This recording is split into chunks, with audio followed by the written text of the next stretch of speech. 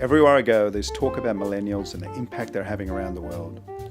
Greg has children of his own who fall into this generation, so he has some valuable insights into the value that millennials can bring to business.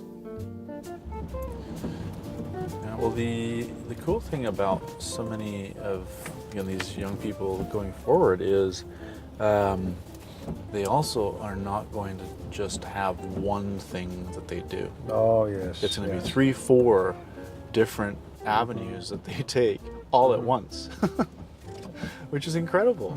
So, what do you mean all at once? So they'll have multiple businesses, multiple endeavors that they support all at the same time.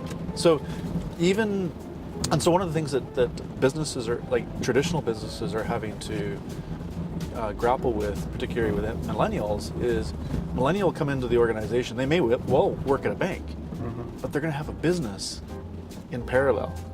So the old days, your contract, no moonlighting, right? Your contract. A lot of companies are doing away with the no moonlighting clause because they're realizing you're a stronger person and more experienced person for managing multiple aspects of your life, and you bring the benefit of that into your business. Obviously, confidentiality is important, privacy, blah blah blah. But that's another really amazing aspect. Yeah.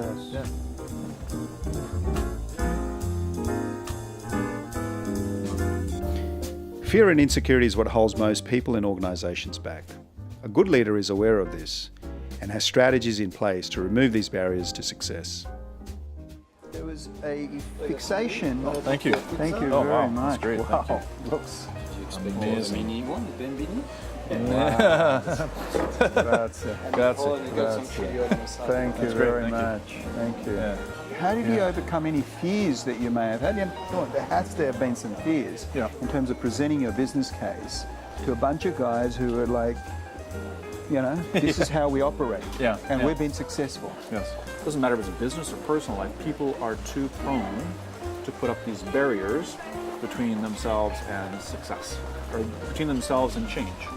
For whatever reasons. It could be just their own personal background, it could be their own personal aversions, it could be that they're going through a rough spot in their lives, personally or even from a career perspective. And until you can cut through those barriers, you are not unleashing the potential that can exist within that business. And that's where listening, absorbing and understanding and appreciating what that person is bringing to the table. Because guess what? They may actually have that nugget or that idea that turns into something just immense. With both our experience in motivating teams, we touched on the benefits of having a structured approach to developing and executing plans. So I have this terminology that I like to use, which is blueprint for success. That blueprint for success is something that I've been able to build over time based on my own experience. Yes. But if I had a framework, which is not only a logical framework, but a realistic framework, if I'd had that at my disposal, that I could test and assess and measure and question, I know that a 90-day ramp would be a heck of a lot either faster or more effective. Yeah. You talk to corporations, so many of them don't even have a strategy. So right out of the gate, they're operating at a disadvantage. So establishing strategy is super, super critical and important, right? I get called in to work with organisations. I see that way too often. Yeah. I see organisations building or striving to get somewhere. They have a vision, but nobody understands what it is. Yeah. They It's say they have some a purpose. Heidi vision. No, Exactly. They have a purpose, but the only purpose I can see is, hey, I've got to beat year on year. Exactly. Or I've got to get that target. I ask the question, what business are you in? Yes. Right? And Yeah. 9 out of 10, they tell me, I'm in this particular business, which is a really good aspirational thought. But the reality is the money's being made doing something else. Do you think that as a coach of the San Francisco 49ers, as an example, if you didn't have 130, 140, 150 different items that you needed to check off for your offense or for your defense, do you think you'd be successful? A quarterback in that league needs to understand multiple variations of plays, both for offense, but they also have to be able to read the defense. at a split second.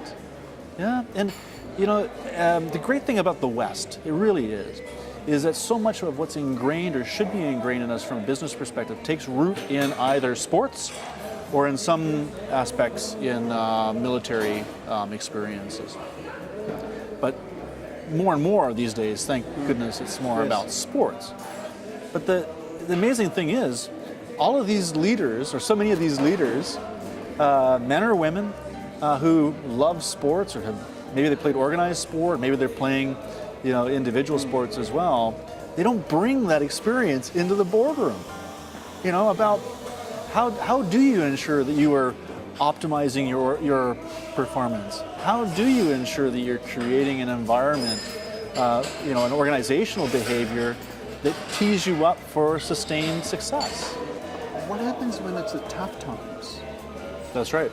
Exactly. Right? Yeah. So we're going to blame that our products are not sexy enough, that's why we can't sell it? Yeah. Or we're going to reinvent the sex in our product and make it appealing? Exactly. Right? Exactly. And what does Yeah. it take? It Yeah. takes all those disciplines from what you did at sports, because you don't always get dealt the best players, You right? got it. Exactly. So Exactly. you bring that together Yeah. and optimize what you have. Exactly. And that's establishing a culture of winning.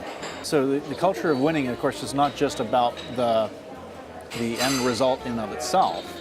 It's about the journey. It's about seeing these incremental successes over time, helping people learn through that experience, and then all of a sudden, and you and I experience this, you get hunger for more and more.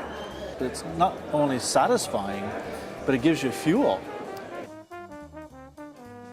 If you've learned something new from this episode, be sure to subscribe, as we'll have many more interviews with leaders from around the world coming up very soon.